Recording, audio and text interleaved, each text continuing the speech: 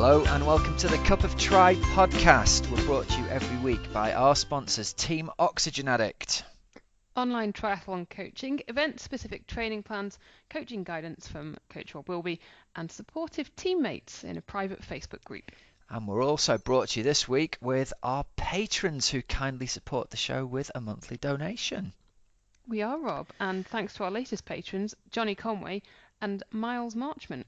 Yeah, we got a lovely email through from Miles and a great photo that's going on the website later on. It says, becoming a patron was swung by wanting to hear about Harry and Frodeno. Great podcast still, and have now managed to listen while on a treadmill. Never managed more than 20 minutes before and got an hour in last week. So nice one, Miles. It's good to know we've provided a little bit of inspiration there, Hells, isn't it? I love it. We can keep people going on their treadmill runs. We certainly can. And we are going to release our patrons only. Thank you very much for being a patrons podcast. It's going to come out just before New Year's Eve, we've decided. So just recorded this week, Hells. I got nearly an hour in the bag with the wonderful Joe Skipper. We got some good chat with Joe Skipper about his plans for next year and basically a massive race report from him on what happened at Kona this year. So there's some interesting stuff goes on in that interview. So we've got him, we've got big chat from obviously from Harry Wiltshire about Jan Frodeno's situation and other bits and bobs. And yeah, loads of other bits as well in there, huh? We've got a few bits of a few pros have given us their favourite training session. We got We've Lucy got some Gossage is in running there, tips isn't she? as well, haven't we? So a whole load of stuff. Yeah, we got Andy Greenleaf. So yeah, it's well worth listening to the Patrons Only podcast. And I'm going to say this: anyone who signs up to become a patron before the 31st of December is going to get a little Christmas present from us delivered in the new year, aren't they, Helen? They are, yes. We're not going to say what it is. It's good though. I'm going to tell you now. It's going to be It is good. good. Oh well, so I've had a big meeting with Helen today. We sat down for an hour and a half, didn't we, earlier on today? We drank coffee. We drank a lot of coffee. I've had too much coffee again. I'm starting to twitch and vibrate, Hells. But it's all good. Not mention. Yeah, it's all good. So we've got plans. We've got plans for the new year. We have got plans, and it's exciting stuff. But we're not going to tell you about them yet. We will keep it under Christmas wrapping paper, Rob. Yeah, later to be released.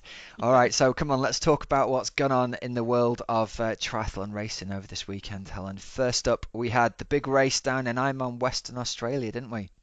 We did, Rob. We did. We most definitely did. And we had a few speedy people. Yeah, first up, I've got to give a shout out to Try 24/7. They've posted, I don't know if you've seen this, they've posted some race highlights of both the bike and the run, which is dead good. It's like two 2-minute videos, highlights from the men's and the women's race for the run and the bike, which is brilliant. And I think the first shout out has got to go to Terenzo Bozzoni from New Zealand, who went 7 hours 51 to take the men's Amazing. title. I've got a photo of him in front of me, Rob, and it's just like the biggest smile. I tell you what, it's broken the New Zealand national record to take that win. He went, you ready for this? 46 minutes on the swim, 4:10 on the bike, and then closed it down with a 2:50 marathon. And he couldn't exactly shut it down because he had Andy Potts on his heels. Andy Potts ran 2:44 behind him. Yeah, I saw that. To chase him down. Andy Potts went 4:20 on the bike, which you've only got to go back a few years, and that would be an eyebrow-raisingly quick bike split. And to have 10 minutes taken out of you when you've ridden 4:20, so that's considerably faster than 40 kilometers an hour for the bike leg. To lose 10 minutes when you're riding a bike split like that must just have been heartbreaking for him, but he definitely did not fold, and to run 2:44 is just brilliant for him. And the video Try 24/7 have posted, he looks in bad shape as he crosses the finish line. He looks like he's really laid it all out there, and he managed to break the USA national record by 10 seconds. So that's a pretty hardcore way to take the title. I think it was it Starkowitz's record from maybe Florida Okay. that he's taken off him, but by 10 seconds, man. Oh, full respect to Andy Potts. That Uh, is, and that is such a good run, isn't it? yeah, that's 2:44. That's yeah, amazing, Rob. yeah, it really is. So 7:55 and 12 seconds for him. Those 12 seconds being important. And then Nick Castelline from Australia in 8:05 in third place. So again, Western Australia really delivering on the promise of a super fast course there. Yeah, definitely. And on the women's side of things, Rob, the three who made it on the podium all went under 9 hours, Yeah, which just shows you how, well, a few things really. Idyllic conditions, obviously, amazing racing from the three of them, which they just completely pushed each other to the finish line, didn't they? yeah, yeah. It looks like as well. I watched this video of the ladies' race, and Mel Hauschild was having hideous cramp problems on the back Mm. half of the marathon. She was really like cramping up and trying not to just fall over. And if you watch across the finishing line, she just kind of limps towards the last 100 meters. There's no sort of celebratory sprint. She's definitely just getting herself there whilst being chased down. And as she crosses the line, she kind of turns around to do the Ironman. I'm going to have a little lie down now. And the back of her tri-suit is totally caked in salt. It's Really? yeah, it's like she looks like me when she crosses the finish line. She's totally caked in salt all over her back. So I think the heat combined with that massive salt loss there, we've got to hook her up with precision hydration, haven't we? I think so. Wow. No, I read that she wasn't in a great place when she crossed the line, but amazing to hold on. Mm. And like you said, going under the 9 hour barrier is a massive, massive achievement there for her. Totally. And the three of them did it. So Mel Hauschild won in 8:54 with a 3:06 run. Maureen Hoof was second with 8:57. Oh, just like less than a minute, about a minute ahead of Sarah Piampiano of the US, who ran a 3:05. Wow, good running. And you've Yeah. got to think that Mel Hauschild there, I mean, she's got the pedigree, hasn't she, from her track running days. If she gets it right and she gets the hydration and she gets rid of these cramping problems, imagine how quick that could have been. It could have been it could easily have been an 8:45 time, couldn't it? Yeah, that really would be a stonking time, Robin. You know, on the interview that she did for the podcast, so if you haven't heard it, you can listen back. I remember her saying she wasn't the best swimmer. She did a 54. Is that right? Yeah. It's interesting people's perceptions of not being a very good swimmer. It's like Harry Wiltshire last week saying he doesn't think he's a very good swimmer. Mm. There's like perception reality, isn't there? 54 is amazingly quick though, isn't it? What were Yeah. the men's It, times? I think 46, did I say, for Terenzo? So yeah, 46 for Terenzo so it's a and legit swim distance as Zanisha well, isn't Flo. it? Legit swim distance. Yep, totally. So yeah, really pretty impressive racing down in Western Australia. Nice one, Mel. We'll have to get her back on the show in the new year. If you've not heard that episode, go back and check it out in our archives at oxygenaddict.com/podcast or check it out on iTunes and Stitcher. She's a really good quality interview, actually. We had a real laugh with her, didn't we? I emailed her actually earlier. I thought, I've got her email address. I'm going to email her and say, well done. Oh, Because good we work. can do that these days. So yeah, not Good heard back from her work. because she's probably asleep still, isn't she? And walking down the stairs backwards, I'd imagine. Yeah, I think so. I think so. Um, Rob, should we go to Colombia? Colombia, go on. So Colombia, we had the 70.3 Ironman Cartagena, and now basically I have a newspaper report here in Spanish, which says that there were problems with the run course. Really? Well, actually, it With a run started course, really? started 50 minutes late to begin with, Yeah. the whole race. And then it was saying that, there were perfect conditions and all that. But yeah, the women's race was won by Lauren Goss. Jenny Seymour was second, but it seems that she went wrong on the run. But I Heartbreaker. don't know if she was the only one who went wrong on that run. I like the fact that you're sitting here reading this in Spanish and translating it as we're on air. This is proper skills right here, Helen. Well, I'm trying, but failing slightly. But I mean, it's one of those things. It would be quite cool to go and do a race in Colombia, wouldn't it? But Yeah. um, yeah, the organisation I think could have been perhaps a little bit better. Breaks your heart if you go wrong on the run course, doesn't it? Totally, totally. Yeah. Was The it the male first race was running won of it? by Carlos Quinchada of Colombia. Was it the first time that they've done 70.3 Columbia? Um, Because I must admit, I don't think I've heard of it yes, before. yes, it is. Yes, that is Oh, in the good. first sentence, Rob. It says, se disputó por primera vez. That means the first time. There you go. So there we are. We're gonna have a cup of try a podcast trip down to South America to race. You've done Mexico. That'd be a nice Oh, one for your I'd little love it. notch on the belt, wouldn't it? Yeah, I'd love it. Or Chile or something like that. Oh, yeah. Chile would Yeah, be amazing. yeah. I do think Chile's on my list of places that I'm a bit kind of scared to go to, but I think I would love it when I got there. How come? Like scared to go there wise. Yeah. I don't know. I've got a thing about South America. I think in terms of not speaking Spanish is a bit of a barrier for me, but Yeah. Yeah. it's a That I bit can. in my head. It's like off the beaten track, you know. Oh, that's But there's no reason why really, is there? it's so amazing. Yeah. No, honestly, that's why it's so cool you can get there. Maybe I need to be brave, Helen, and plan a trip to South America. Do it. I thought you were learning your Spanish. I was trying a little bit. Yeah. I've got about 6 words now. Oh, that's very good. We're making progress. I've not practiced in about 2 weeks though. No. Yeah, well. Oh, well. Perhaps I'll learn when I get there. Maybe that's the way. Yeah, exactly. You can pick it up. It'll be fine. Yeah, it'll be fine. You'll be right. It'll be grand. It'll be grand. So yeah, that was the first time that Cartagena was hosting an Ironman 70.3, and I think a little bit of organisation work to be done on that one. Sounds that way. Yes. Right, let's do a bit of Coach's Couch then. Okay, for this week we have a question from Nick Trim, who got in touch with us on Twitter.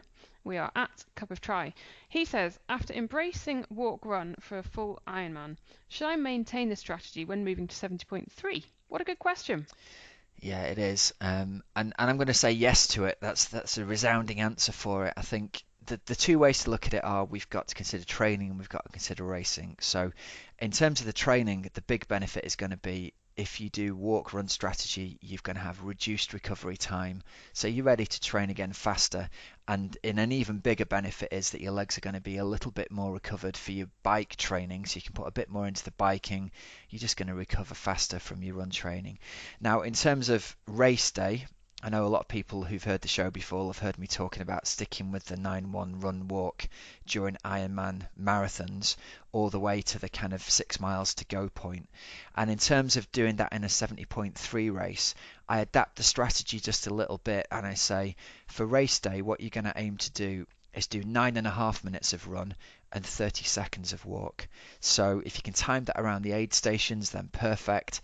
If you do the 30 seconds walk through the aid station and it doesn't work out being exactly 9.5 minutes, then don't stress about it. But basically start your walk just a bit before the aid station so your breathing and your heart rate settle a bit. Get yourself a drink in and maybe a gel if that's what you need, and then go again.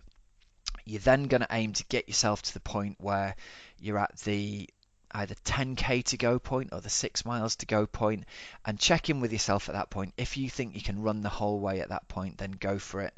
If you're feeling a bit wibbly wobbly, you're going to put off the run to the line until the 5k to go point. But if you've paced yourself right, you should be able to run a hard 10k at the end of your 70.3 and push yourself all the way to the line.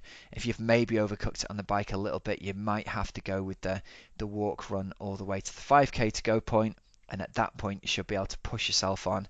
And I think most people find that at the 5k to go point, even if they've overcooked it a bit early on, they can really push themselves onto the finish from that point. But the little walk breaks will really help you push yourself and get a better result in that last 5k when everyone else is falling apart. That's going to lead you to a more positive mental cycle of I'm going better than everybody else, and that's going to allow you to push yourself a little bit harder all the way to the finish line. So yeah, there's my advice for that one. Brilliant. Nice, nice. I don't think I've run walks in a 70.3, Rob. I I've probably think slowed down. Yeah, Yeah. I think if you're at the very pointy end of a race like you are, then it's possible if you've paced it right, you can run a hard half marathon without needing the walk breaks. But I've seen athletes at the very pointy end still have the walk breaks in the 70.3 and run very, very fast marathon time still. So I don't know, maybe it's one for you to experiment with, Hells, and report back. I could do, couldn't I? Yeah, I think there's a difference between having a plan to do it and executing the plan on race day and Mm. kind of feeling like you've got to do it. I think if you get to the point where, I'm going to run the whole way and then you fall apart and you've got to walk, well, it's game over at that point. But if you've Yeah. got a strategy to do it and you do it and you deliver it, then, it can feed in very positively. And with an athlete like you, if you have a walk break, and let's say you're running side by side with somebody, you have your 30-second walk break, and then you run back to that person's shoulder, Mm. again, mentally, you're going to be in a very positive space that, well, look at that. Well, I gave this girl 30 seconds a minute ago, and now I'm back on her shoulder. And that person's thinking, well, hang on, she had a walk break and now she's right back with me. So it works for you and it works against the athlete you're racing against, I think. That is a very good point. I remember at the 70.3 or challenge, half challenge Peguera, and I think I was in a bit of a battle for like fourth, fifth in my age group. Mm. And the girl who I was in a battle with definitely seemed to be walking more than I was. I was probably just, gradually slowing more and more and more. She beat me to the line. Is that right? Yeah, yeah, beat me to the line. Beat me probably by, less than a minute, I guess. And can you put yourself back in that mental headspace? How are you thinking at the time in terms I was of, thinking, come on, you can get past this girl. Oh my God, what is she doing? She keeps on stopping. she's having a walk? Right, interesting. And then did she Yeah. run away from you after the walk breaks? I Um. guess she must have done, Yeah, right? she did. She would have. Yeah, she would have just got a little bit ahead of me, and I'm thinking, oh man, I can Hmm. get past her. I'm Yeah, running. She's not. interesting. Yeah. Oh, there we go, Hells. Yeah. Maybe we're going to have to make you do this little strategy in the next 70.3 you do. Mm. Ah, Mm. I Mm. like it. Good practical example there. I like that, Helen. It is. You see, I can bring in my bit of experience. I like it. We're There we better at go. this when we don't rehearse, aren't we? Not that we ever Yeah, do. totally. Oh, right. Do you know what? There's our coach's couch done, so let's move on to the interview of the week. Tell us all about it, Hells. Well, Rob, this week's interview of the week, I'm thinking it's with Malindi Elmore. You're correct. So, um, Malindi is a former track and field athlete from Canada who she's a new mum. She went to the Olympics a couple, I think quite a few years ago, finished running it in 2012 and yep, then went off, did a little bit of work as a teacher, and then basically it was her husband who entered her into a triathlon because she had been doing a little bit of cycling, a little bit of swimming, and we'll hear all about that. But she went sub 9 hours on her debut the other week, and that is Wow. why we got her on because it's so amazing, and it's just really, really interesting to hear her very, very quick progression and I guess introduction as well to and switch from being a track and field athlete to an endurance athlete. Yeah, wow. First time in sub 9. Right then, let's get Malindi Elmore on the show. Malindi Elmore, hello and welcome to the Cup of Triathlon podcast. Hi, good morning. It's good to have you on. Now, you're in Kelowna in British Columbia, out in Canada, aren't you? Yes. So we're speaking to you. We're in glorious sunshine here in the UK for a couple of days this week. Are you in full-on winter mode yet? No, we're actually in some really nice blue sky and sun, which is kind of rare at this time of year, so I'm happy to have some daylight. And so does that mean you can get outside and do quite a lot of your training outside, Malindi? Well, in theory, if I were training right now, I could, but I'm not. So it means I can get out for some nice walks with the dog who's looking at me right now, ready to go. And I was actually able to do the majority of my training right up to last weekend outside, biking long rides, and it wasn't even ever miserable. So That's a pretty good year for us. We can sometimes have snow by now, but usually it's just gray and dull and dark and wet and uninspiring. Yeah, okay. I think we have a lot in common there with a bit of UK and Kelowna weather. Fantastic. Yeah, So so we actually go into snow at some point with like heaps of snow by January usually. oh wow, yeah, that's the bit where it goes a little bit different. So Malindi, for people who don't know you, can you just give us almost like a little resume of your background? It doesn't have to be very long. Nice, short and sweet. A little resume. Okay, I came from a competitive running background and ran for about 20 years in track and field and cross country and short distances, and thought anyone who did anything over about a 4-minute race was crazy. And then I then I retired from that, took a couple years off, missed being competitive, took up triathlon, and now I'm one of those crazy people who does racing over 4 minutes. Um, And over 40 minutes and over 4 hours. Yeah, exactly. So now I'm into that endurance model of half Ironman and Ironman distance racing, which has been great. Now, on the track, you made it to an Olympics, didn't you? And you would have run around about 4:15. Am I right in saying that for 1500 meters? How fast did you say? 4:15? 4:15? No, no, my best was 4:02 actually. So Sorry. I was no worries. That's okay. But you know what? Most people don't really know 1500-meter times anyway, so it probably all sounds about the same. And and Only so 13 seconds difference, so over half Ironman, that's nothing. well, no, exactly. But if someone's dissing your PB by about 13 seconds, that's not great. So sorry about that. But so Malindi, how long were you 1500-meter running for then? What, 20 years? Yeah, it was always my favorite event right from elementary school, like, 10-year-old running around the track. I ran the 1500 and the 100-meter dash in my first race when I was, I don't know, 10 or 11, but I cut in on the 100-meter race because I was used to the distance mentality where you cut into lane one, so I got disqualified. So that was the end of my sprinting career. And what was your highlight as a runner? Well, I'd say always, making the Olympics is pretty pivotal as a runner. So that was a huge goal.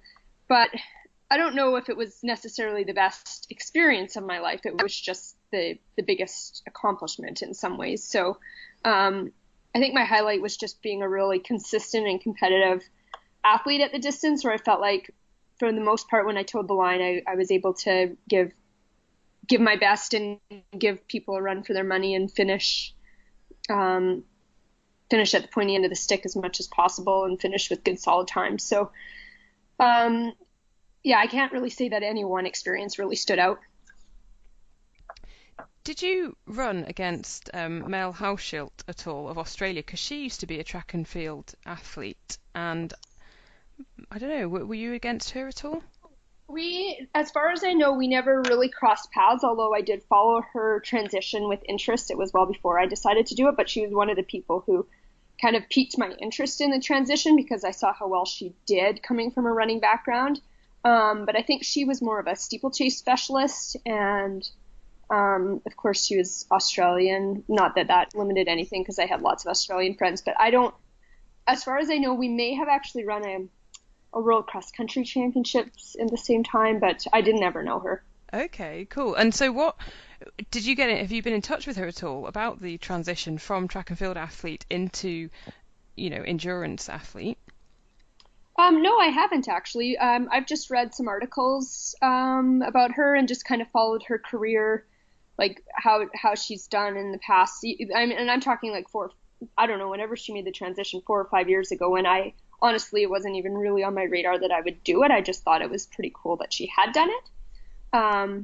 And then, my transition was maybe a bit more organic. I wasn't fully expecting to jump into being a pro triathlete the way I did. It just sort of one thing led to the next, and then here I am. So talk us Like I'm a through. rock. Talk us through that transition then, because it's been pretty quick, hasn't it? Yeah, well, basically, I was heartbroken after not making the 2012 Olympic team for Canada. I was really close, and I won our national championships, but there's quite a selection process to select the team, and I was pretty gutted, and I needed a break from competitive sport because I felt like I had just been putting so much into it and not getting out what I wanted.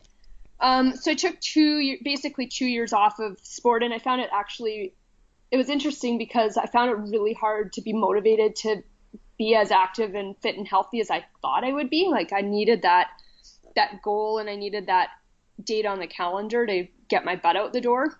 And also I was working, and that's really hard. And I totally respect people with full-time structured jobs who manage to train and race, because it's very hard. I mean, as we were discussing earlier, you have to really make a very concerted effort to get your training in around your day, and it's really easy to not do it. So yeah, I had like 2 years where I just kind of dabbled, but I had a really great time. I skied and hiked and camped and hung out with friends and did all the sorts of things you do when you're not training 20 hours a week. Yep. And then I had a baby, and that was great. Well, it was great having, not actually having him, but having him. And then I just found that I absolutely needed some time every single day to move, and some time where I could, 23 hours a day I could be on mom mode, but I needed that 1 hour for myself. And so I thought, well, I'll start training for a marathon again, because that had always been a bucket list item. But I found that after when I started running again, I couldn't run more than about 4 minutes without having severe pain. And that continued on for about 8 months. So I just was in this cycle where I couldn't actually get into a running routine. So I started going to the pool because I was not a very good swimmer. Mm-hmm. And well, this is probably my opportunity if I am going to do a triathlon to actually become a better swimmer. And then I started riding my trainer because it was something I could easily do while he was napping. Yeah. And then that lasted about 8 months, and my husband kept saying, you need to just enter a triathlon and sign up. And I was really scared to do it because I didn't feel like I was ever ready. And then finally one day I came home and he's like, I signed you up for a Victoria half marathon in a month. You have to do it. By that point I could run about an hour, so it was actually feasible that I could do the event. And so I did it, and I really, really had a great day, and I really enjoyed it, and I finished really well. I finished a couple minutes behind Melanie McQuaid. There was no pro field, but she did it, so I was the first age grouper, and she was a couple minutes ahead of me, and I was like, oh, wow, I'm just a few minutes behind Melanie McQuaid. That's pretty awesome, because she's had a great career. And that kind of was the impetus to think, well, if I'm going to continue doing this, I might as well just apply to get my pro card, because I have the competitive mentality that I was like, if I'm going to do it, I'm going to do it as well as I can, and I want to compete against the best. And so that was last summer. That was 2015. So that was kind of the start of it. And then the last year, just kind of building, getting better at swimming, learning a lot about the sport, and trying to figure out how to put all the pieces together. That's awesome. So when you got in the pool and thought, right, I'm gonna start swimming for a reason, what kind of times were you swimming at that point for 100 meters, say? Oh gosh, I don't even know. At the point when I first started swimming, I didn't even look at the clock, because I had no reference point. If someone told me to do hundreds on 2 minutes or whatever, I didn't even know what that meant. Yep. So I know I did an Olympic distance once, and I swam 32 minutes for the Olympic distance swim. Which now at least I can swim typically faster than that for the half. So I'd say like if I did probably like 145 to 150 per 100 was kind of where I was starting, but I didn't know how to swim, and then I was okay, right? Because I had some fitness background. So the longer the set was, the better I would do relative to people. I joined a master's swim club, but I get so many people always giving me advice on my stroke and things to do. And I literally did not even understand what they were talking about by keeping a high elbow. I always thought that just meant keep your elbow high when your arm is out of the water. Not when I didn't know how to apply that, what that even meant. You know what I mean? When people were giving me all this technical advice. Yes, yeah, like a different way of speaking. Yeah, and that I needed to row, I was super flat in the water, people would always tell me, and all these things. And I think to some degree, people are trying to make me a pool swimmer and forgetting that there might be some things that you can get away with open water swimming. Like I have a super fast stroke rate and turnover, which it seems like traditional swim coaches were always trying to get me to lengthen my stroke, and then it hasn't been a super big deal as I've started working with more of a triathlon swim mentality. But yeah, I just found it super frustrating the first year or two because no matter what I did, there were about 10 things that I needed to correct, and I didn't even know where to begin. And so how have you gone about correcting all those things? Have you got a coach in Kelowna who helps you out, or is it with the Masters, or is it part of, when, because you're with Matt Dixon as well, aren't you? Yeah, so I just send Matt some videos every once in a while, and he'll kind of tell me a few things. But I think my stroke has improved a lot just by swimming more and just figuring out the mechanics and the kinesthetic awareness in the water just myself, and not even explicitly, right? Your body just, when you do something enough, even running, like people have their maybe an ideal stride or not, but they find what works for them. And then you can kind of tweak it from there. But I was just a mess when I first started because I was just all kick and the fastest turnover and just trying to muscle my way through it. Where now I've kind of learned how to relax, and I can take now cues that people give me, and I know what they're talking about, and I have enough base, I think, that I can focus on just one thing at a time instead of trying to do everything at once. So yeah, I mostly swim on my own, and then my husband actually is really helpful because he can occasionally stand on the pool deck, and just even a few weeks ago I wasn't swimming very well, and he stopped me mid-set and he said,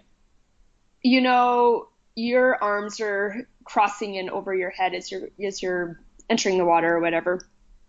Just try and have a wider entry. And he was scared to tell me because I was kind of already cranky because I wasn't doing very well. And then he just left. And he's like, I'll see you outside when you're done. And at first I was kind of mad because, you're in the middle of a workout and you don't want to be told you're doing something wrong. And then the most amazing thing happened. I started swimming 10 seconds faster per 100 just by that tiny correction. And I was so excited when I got out of the water because I was finally back to swimming some decent times. I mean, I was like, what is going on? I'm just so slow again. So sometimes it just takes like one little tweak and some objective eyes on the pool deck to make a big difference. Malindi, your husband sounds amazing. So he signed you up for your first half Ironman, and he tells you what to do in the pool. I know. Yes. No, he's great. He comes from a competitive run background, and he got into triathlon before I did, but unfortunately he's in that position where he does have a full-time job and a family and now a wife who's doing this at a pretty focused level. So unfortunately his goals have gone into this, have been sidelined a bit, but he really is into the sport. And how have you found, actually, you said that you missed the competitiveness of not running. So do you feel a bit more kind of at one with all that now that you're back in, where sport is a major thing in your life? Yeah, it took me a while to process the running, just because, I kind of left on a bit of a low, even though I really appreciate what it did for me in my life. Like, it brought me huge opportunities, and it defined my, so much of my life. And so I needed to take a step back, but I'm actually still getting back into it from a coaching perspective. So I coach a bunch of track athletes, like high school aged, and I love it. And I would actually say, running is my first true love. And I love the fact that I can now do triathlon and have that second career, and I'm happy with that I've made this switch, and I don't have regrets. But I still really follow it and still really love track and field.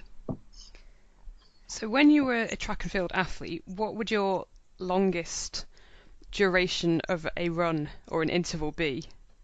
Oh, we could also call it athletics since you're in the UK. Okay, fine. So when you were doing athletics, when you when you were 1500 meter, when you were on the track, Yeah. and you were training, right? What was your longest run? Like a long run or an actual interval? Let's do both. So if you were on an interval session, what would the longest interval be? I did K repeats and up to mile repeats. I hated mile repeats. K repeats at 3 minutes and change is really easy to get through. Once you start going to mile repeats into that 5 minute period of time, it's Hell. can be quite difficult. Yeah, exactly. Yeah, when you're at your basically your VO2 max, and so I hated that. I grudgingly did it.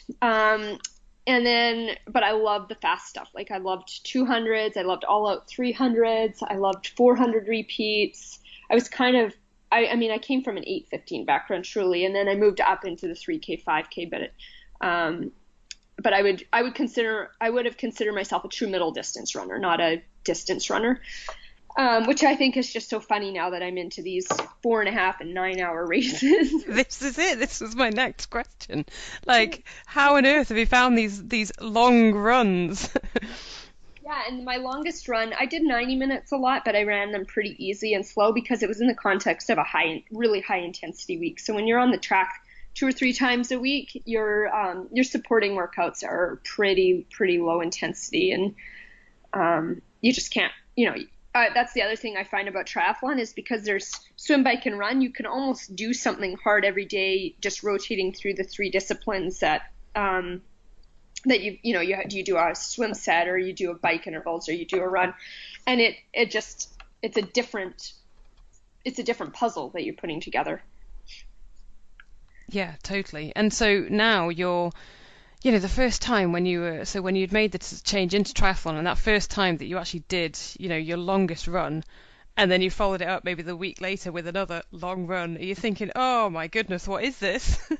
Yeah, I actually don't do a ton of running still, because it's in my wheelhouse, and I don't need to really work on running. I need to work on swimming and biking, and I think over time we'll bring the running back up. My run splits right now are they're fine, they're good, but they're not what they can be. So let's just say in my Ironman, the longest, I got to 16 miles, and that's the longest I've ever run in my life. And so I kind of saw that marker and was like, okay, I'm into new territory now for the next 10 miles. So I did a couple 90 to 2 hour runs in the build, and that was it. Wow. So when you did get to mile 16, did you just think, you know what, I'm on the home straight now. This could all go bad, but we'll see. It was almost like one step over 16 miles, and my hip flexors and my quads just went, oh my God, you've never done this before, and like seized right up. But I knew that because I was running 7-minute miles, it's not that fast, right? It's just a matter of continuing to put one step in front of the other. So it was uncomfortable, but it wasn't like I couldn't do it. And from a like energy system and nutrition and fatigue and all that kind of stuff, I was fine. It was just that my muscles were starting to be damaged a little bit. Yeah.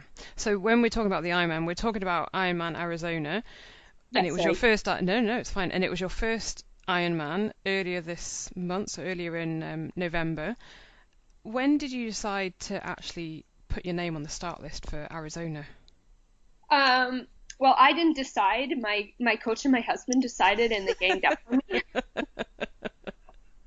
And I just said, okay. I did Calgary, and so I did 6 or 7 half Ironmans last year, and they went well as well. And and I wasn't really planning to do an Ironman, but I finished Calgary in July, and then I was talking to Matt Dixon, so Purple Patch Fitness, Matt Dixon, the next day after my race. He said, so do you want your Sunday present? Because it was Sunday. And I said, sure. And he goes, you're doing Ironman Arizona now. Brilliant. And in July, I thought, oh gosh, November's so far off. Sure, why not? Yeah, okay, I'll do that. Because it just seemed like November would never come. And then, but he said, you know what, we're just going to train like we would for half Ironman as well. You're not going to train. We can't just suddenly like double volume and whatever. And that's the thing that we've had to be careful, because although I'm an experienced athlete, it is a different sport and different load on the body. So we kind of approached it as still a continuation of the season of half Ironmans. But I would say I got to about October and I thought, oh my goodness, I'm a month away. I always thought people who did Ironman were crazy. People who raced Ironman were even crazier. And now that's what I'm doing in the month. So I kept trying to think of reasons that I could get out of it, but I couldn't come up with a good one. So I just went with it, and then I got excited. It took me until about a week before, when I was actually starting to refresh into a bit of a taper, where I thought, oh, I can see actually doing this and enjoying this. And you crossed the line in 8:57, so sub 9 for your debut Ironman. Did you expect? Had you done the maths in your head? Did you think, right, if I have a brilliant race, that's what I can do, or did you surprise yourself with that? I kind of surprised myself. I added things up a lot more conservatively, and when I told my husband the time that I thought I would get a week before, he just kind of laughed at me, and he's like, "You're gonna do better than that." But there's so many unknowns, right? Of how it's actually all going to come together in the day, and it is pretty daunting when you break it down and think, I'm going to swim further than I've ever swum. I'm going to bike further than I've ever biked. And then I'm going to do a marathon. And I'm going to do it all in one day without stopping. Yeah, that's kind of crazy. So I was having trouble when I actually thought of it as the whole thing together. But if I broke out the pieces and thought, just, okay, a 3-hour marathon, I know it sounds really fast, but for me, that's 7 minutes. Well, for anyone, it's 7-minute miles. And for me, that's not that hard. I can do that.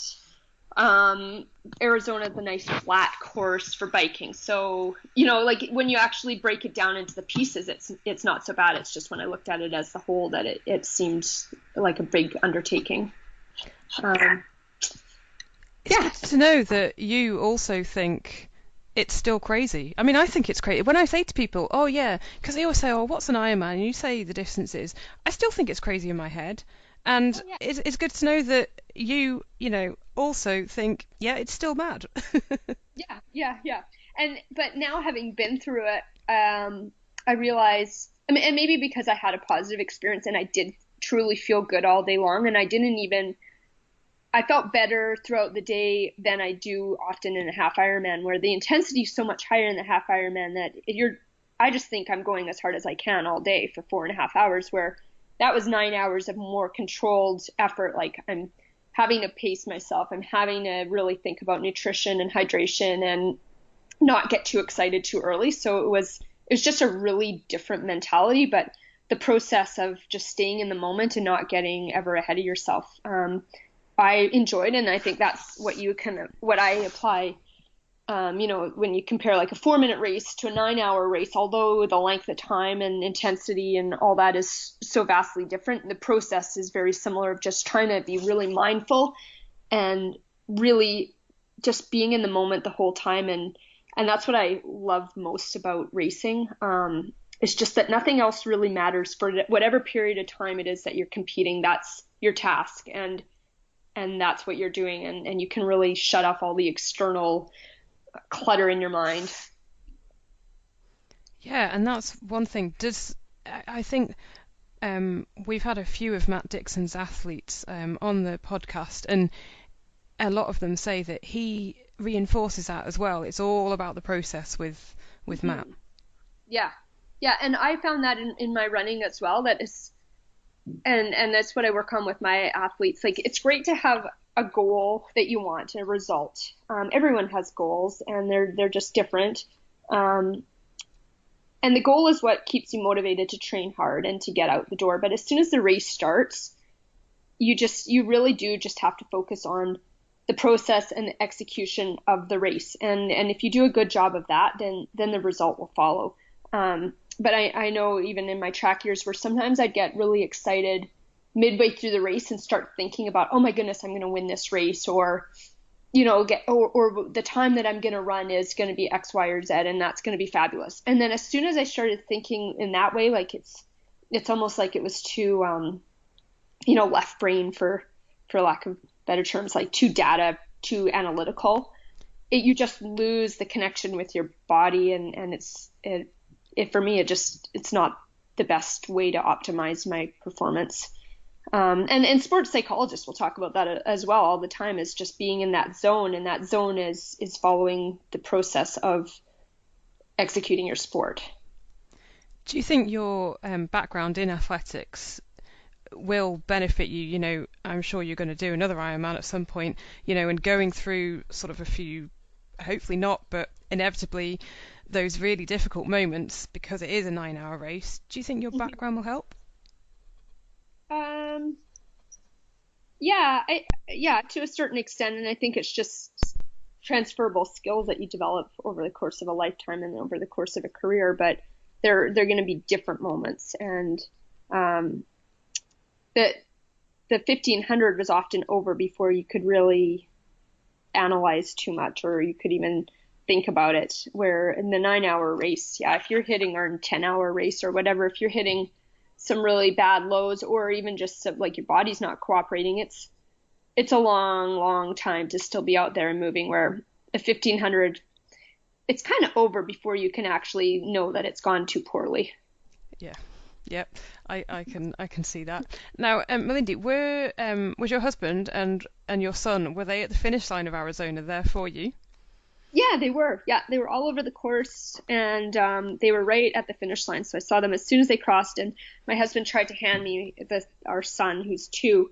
And I always think it's amazing when people can hold their children after a race, because I couldn't hold them. I had to hand. I cannot take another 25 pounds right now. And how have you found mixing all of the training with being a fairly new mum as well?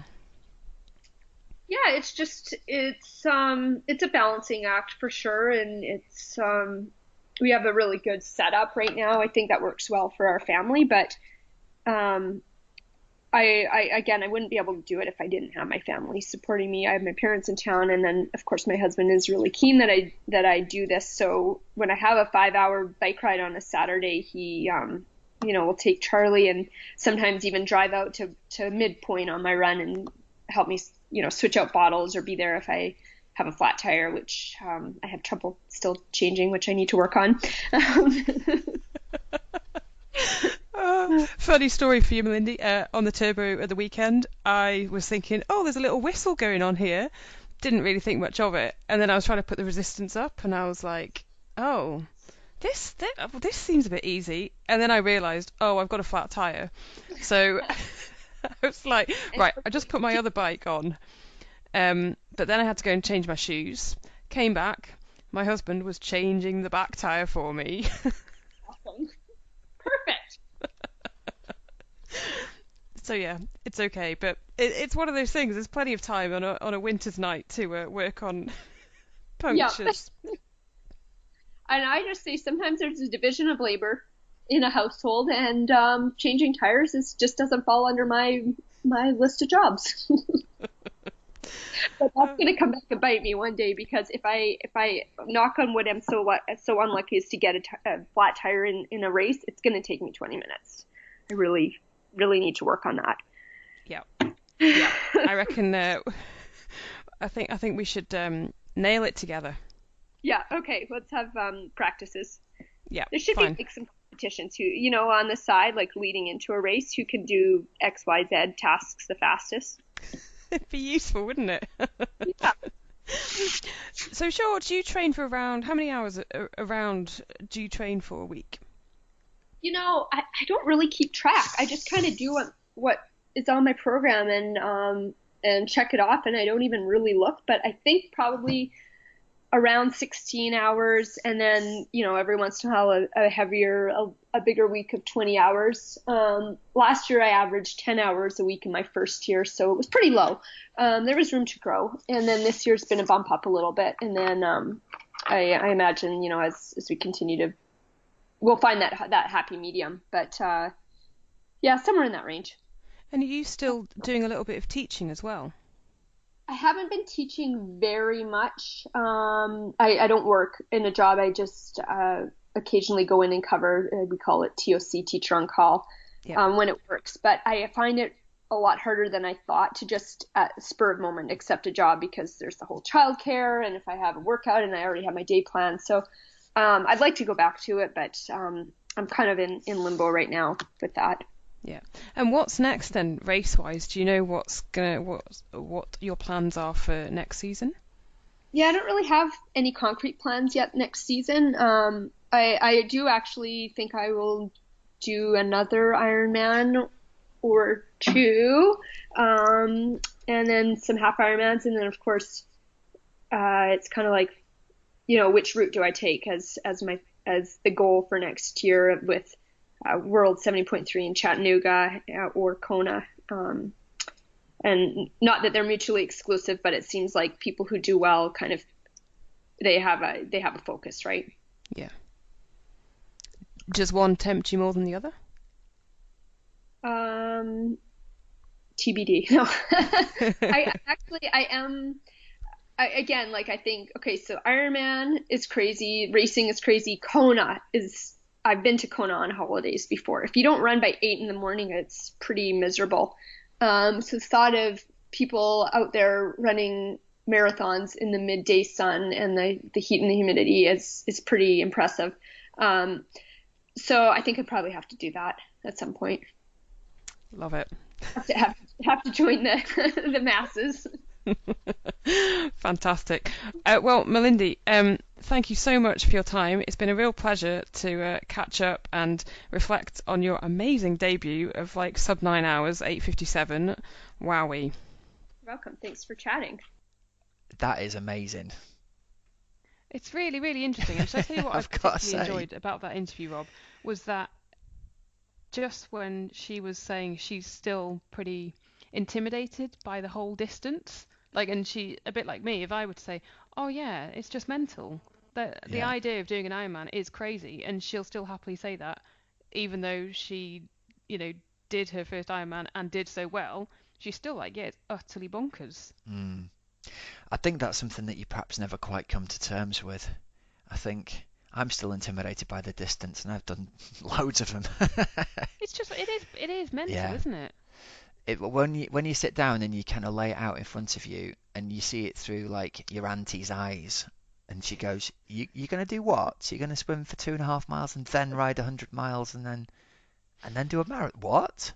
Yeah, You yeah. Or they can't." usually say, "What? So you bike, and then you swim, and then you run a marathon." You're like, well, slightly different order, but yeah, yeah, yeah. Yeah, yeah, isn't that? I tell you what, if you can go sub 9 on your first race out like that, it's terrifying to think how quick she's going to go when she's racing with the confidence that she can do it. That's going to be something to see, isn't it? Totally, totally. And I did love the fact that Rob, she's not too great on puncture repairs either. There's nothing to it. You've just got to practice. That's what we said. We're gonna have a deal that we're gonna both have, timed efforts and practice and see who can get quickest. I like that. What do you reckon you'll be able to get down to? Oh God. Well, I think you know when you first start doing something and actually you can shave quite a lot of time off Yeah, before then you reach a plateau. the plateau. Oh, honestly, I think we're looking at the moment probably about 15 minutes with a lot of swearing. So there's a lot Seriously? of It would take you 15 minutes to change your puncture. yeah, probably. And this is on clinchers, isn't it? Yeah. Wow. Yeah, wow. Yeah. Right, that's the challenge, Helen, right there. This is the winter challenge for anyone who can't change a puncture. Come on, let So what's the bit of it that takes all the time? oh, trying to Let's say get it's the front wheel. blinking tire off. Okay. Then having a little bit of a confidence meltdown. Yeah. Well, that'll go Um, away, won't it, when you've had a practice? You'll have your confidence up. yeah. Yeah, but trying to get the tire off quite often, it's just I kind of feel I don't have the blinking strength to get that off, so it's very tight. Yeah. And then yeah, it is just a bit of too much time worrying about, oh my God, am I doing the right thing? Well, I'm going to give you Fills two me with dread. tips. Seriously, fills me with dread. I I'm going hate to give it. you two tips here, right, that people never tell you. The first thing is you've got to have good tire levers. because if you've got rubbish tyre levers, it's going to make your job really hard. So there's a brand of inner tube maker out there that gives you two little free tyre levers that need to go straight in the bin. You need to get yourself some really hardcore tyre levers that'll lever it off. Okay? And the second thing nobody ever tells you is when you first put a tyre on, you've got to put it on and take it off about 10 times to stretch the bead of the rim out a little bit so you can get it on and off again. See? So you Invaluable tips. see, if you do that, then actually, on my race tyres, I can get them off almost without needing a tyre lever. Yeah. Because You I can do proved, yeah. Rich was showing me he can do it without tyre levers, just with his hands. Well, that's I'm because like, well, that's insane, isn't it? Rich has got guns like Arnold, hasn't he? Which can chew But the yeah, tyre off with his teeth and. Oh, this is going to be Malindi and I are going to have a tyre puncture changing challenge before every big race, Rob. I reckon we can get you I down do under have a 3 practice. minutes. Seriously, Yeah. I reckon we can get you under 3 minutes. Yeah, exactly. Right. This is going to be the 2017 challenge. I'm going to be able to change a tyre very quickly. There's got to be a way we can raise money for charity in this somehow. Let's put our heads together and think about it. We could have a head-to-head. No, we're just going to have a moment of pride when we get it. Yeah, stop planning charity events, will be. Yeah, stop that. And if anyone wants to join me in trying to change a tyre in under 3 minutes. We could have a Cup of Tri leaderboard. We could have it Exactly. on Twitter. Yep. That's it. Come on, post your fastest tyre changes. Front wheel puncture tyre changes. Get them posted on Twitter. That's the other issue, Rob. It's when it's on the back. I'm getting all of a faff with the chain. It is a pain in the bum. But yeah. And my bike is really annoying because you actually have to take the skewer out because of where the brakes are. It's just like, it's not designed for having a puncture. yeah, it's designed to go fast, isn't it? It's not designed to be changed fast. Anyway, there we go. There we go. Malindi, it was brilliant to talk to you. Very, very inspiring about, I don't know how the heck she fits it all in. And Rob, the other thing which we spoke about was quality over quantity in terms of training, because the first year she said that she was training about 10 hours. Yeah. And now it's more like 16. Right, okay. Now is that because she's made more time? Much. No, it's not, absolutely. So, yeah. So just goes to show you don't necessarily need as much time as you possibly think that you do to do this Ironman malarkey. No. So I think it just shows that, yeah, obviously she will have an incredible engine, but with that behind her, she's obviously very talented as well. Well, it's funny, you wouldn't have necessarily imagined that someone from a track running background would have the kind of diesel engine that's going to do well over 9 hours, but... Well, Mel Hauschild as well. Yeah. Slightly longer she's maybe, another one. but... Yeah. And she's shown, and she said that, that did inspire her. So... Maybe more people will make the switch. Maybe Mo Farah will come over when his track career's over. I'd love to see him doing Ironman UK. That'd be great. Come on, Mo. Get your entry in. I think it might be. Maybe in a few years' time, Rob. Him against Chris Hoy. That's what I want to see. That really would be quite cool, wouldn't it? Yeah. I don't think Chris Hoy would thank you for running a marathon after 112 miles on the bike. I think his biking would be fairly sharp. But I think the thing is, carrying those quads around a marathon might hurt him. His biking would be really, really sharp over a shorter distance. What would his biking be like over 112 miles? Because I remember... Really sharp. Well, yeah, probably, but, But do you remember there was a British Olympian called Rebecca Romero? I do. Who was a rower, and then she went into track cycling. She did Ironman UK after she had finished being an Olympic athlete. And obviously I remember talking to her, she didn't find the swim particularly easy, and she said everyone thought she'd be amazing on the bike, but she's like, it is such a big difference from doing, a few minutes bursts to actually having to ride 112 miles. She was like, it's insane. People don't get it. People just assume that I will be super duper on the bike, but it's another mind game altogether. Don't even get us started on the run, but I think mentally it was hard but I remember her posting a fairly scorching bike time. Yeah, well. It was pretty. I mean, I know she probably is very hard on herself mentally. I remember talking to her at the Tri Expo before we did our little keynote speeches, and she was kind of saying that then, oh, I was rubbish on the bike at Ironman UK. Yeah. But I remember thinking, no, you weren't. You were very, very quick, and you won your age group by miles. So, Yeah. yeah. So there's a challenge. Anyone knows Chris Hoy? Get him an entry. He's very much into his racing cars, Rob. So I think you might We've missed our struggle to window with get Chris him. Hoy, have we? Yeah. But Maybe Wigo. anyway, The course goes past his house, doesn't it? He must be short of something to do these days. no, he's back on the. He's going to be. He's funded for 2016-17. He needs a new challenge. Come on, Well, Wigo. yeah. Come and enter Yeah. Ironman Bolton. He could run as well. He's got the build for it. Yeah. Go on, Rob. Try and talk him into it. Yeah, we'll see.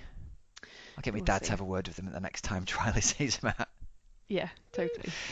Right, come on, let's do some news. What have we got going on? The first crazy bit of news was Challenge Florianopolis in Brazil having was it a Yeah. cyclone or something blowing the place apart? Yeah, winds of like 70 miles an hour hit the state of Santa Catarina on Sunday, so it was cancelled. They had like nearly 6.5 inches of rain in a 24-hour period. That's bonkers. So it wouldn't have been, God, it wouldn't have been too sensible. And there's pictures of the sort of start finish line area, and just all the safety barriers are sort of Destructo. completely, yeah, flown everywhere. So very sensible decision actually to cancel that one. They cancelled the Malaga Marathon this weekend as well, They had I know. loads and loads and loads of rain, and it was all flooded out. Yeah, the water was up to the top of buses. Really? Yeah. Honestly, the water was up to the buses. That's There a was lot of rain. a lot of water in the streets of Malaga, and you kind of think that is crazy, because last year when we went over and did it, it was beautiful Yeah, it weather. was lovely, wasn't it? Yeah, shorts and t-shirts for running in. Yeah, all these Spaniards had been in, they're probably their winter cycling gear when we were just doing a little practice run the day before, and we're there in shorts and t-shirts thinking this is wonderful weather. So yeah, a real difference 12 months Breaks on. your heart, doesn't Scary. it, to go over and do an end of season warm race and get struck with weather like that. It's not what you want. Yeah, Really not what you want. Good. Let's continue with Spanish stuff, Rob, because Ironman Mallorca even is no longer. Yeah, no, that's a real. It was interesting. This came up on one of the forums earlier. People saying, I'm on Mallorca. They're accepting entries, but it says there's no date yet. Mm. Should I be worried? And some people were saying, well, don't worry about it. It's gonna happen. And other people were saying, well, I'd hold on to your money for a while if I was you. So yeah, that's a real turn up. I'd have thought Mallorca would have established itself as, one of the European jewels. I really would have done. It's very, very surprising to me that that's been cancelled. And there's not really anything on the website about why. It just says it just says it's not on. Yeah, it just doesn't say anything. It just says it won't take place. We appreciate the efforts and support of the city, blah blah blah, in putting on this triathlon over the past 3 years. And then they say that Ironman 70.3 Mallorca will continue as planned. And then basically they say, yeah, sorry, here are a load of other races that you could go and do. I wonder whether they'll move it. I wonder whether. And I'm just guessing another here. place in Mallorca? No, I mean in terms of time, because it was end of September, wasn't it? So I think they've got the venue there. They've obviously got the infrastructure for cycling. I wonder whether they'll move it to the spring and move the 70.3 to the summer or to the end of the year next year. Because they had capacity to take shed loads of athletes, didn't they? Do you think though? Because 70.3 Mallorca isn't it one of the biggest 70.3s outside the World Championships, or the biggest in Europe or something like that? It's huge in terms of participation. It's like the real season starter in You're Europe, right. isn't They it? do have like 4,000 people, don't they? Oh, I don't know. We'll have to keep an eye on it, Rob. If anyone's heard anything, anyone's got any rumours, pass them our way. We'd like to know what's going on there, wouldn't we? Yes, please. Do send them our way. Right, and last little piece of news. Go on, you can do this one. Go on. Spotted that Rachel Joyce, who we have had on the podcast, she finished in Kona, Rob, like second, third, fourth, fifth. Yeah. Not quite got the top spot. All of them. She became a mum in September, and she has just posted a blog saying that basically yes, I am back into training and planning my 2017 season with excitement. My body is different, my training will be different. I don't think different will mean slower though, and I'm excited to get out there and see. She did say that, you know, she was a bit like, oh, I'm not quite sure exactly what she wanted to do, but yeah, she said she wouldn't pressure herself into getting back into training by an X date. And she said that now she knows that training would have to feel right and it would have to fit around her son Archie. So yeah, so that's exciting that she's going to be returning to racing in 2017. Yeah, it'll be good to see her racing again. I wonder whether she'll do full Ironman again, or whether she'll, I don't know. It'll be interesting to see what she does, won't it? Yeah, definitely. Yeah. So, but that's cool. And again, we had her on the podcast quite a while ago, didn't we? But it was a really good interview with Rachel Joyce. So listen back to that one, and hopefully at some point next year we'll see if we can get her on again and talk about how actually it has been getting back into training, and you know what she did during her pregnancy and that kind of thing. Yeah, that would be a great interview actually. Finding out how it is after having the birth of a child and getting back into training and how her body's changed and stuff. That's a really good idea. Yeah. We'll get on that. So we will get on that. Cool beans. Right, let's wrap this up, Hells, for another week. Thank you very much. Thank you, Rob. Oh, can I say one more thing? You sure can. It's not egg news, don't worry. It's not poached egg news. We love the poached egg news. People did like poached egg news. It was a big hit, apparently. We're thinking about starting a second podcast, aren't we? But just with egg news on it. No, we're not. Anyway, the magic poached eggs have been made again.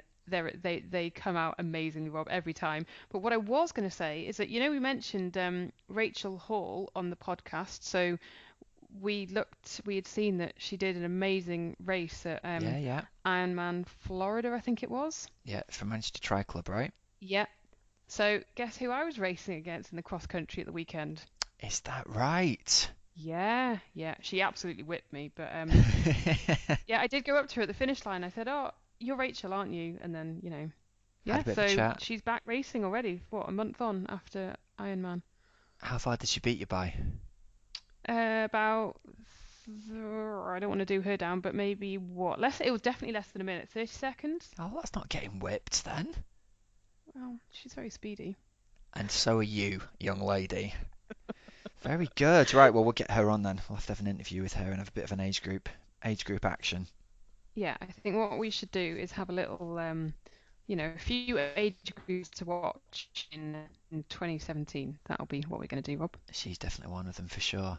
She is absolutely one of them. So I'm going to tell you right now, Rob. Okay, so you can do the maths in your head. Right, 36:33 was Rachel's time. Yeah. I was 37:08.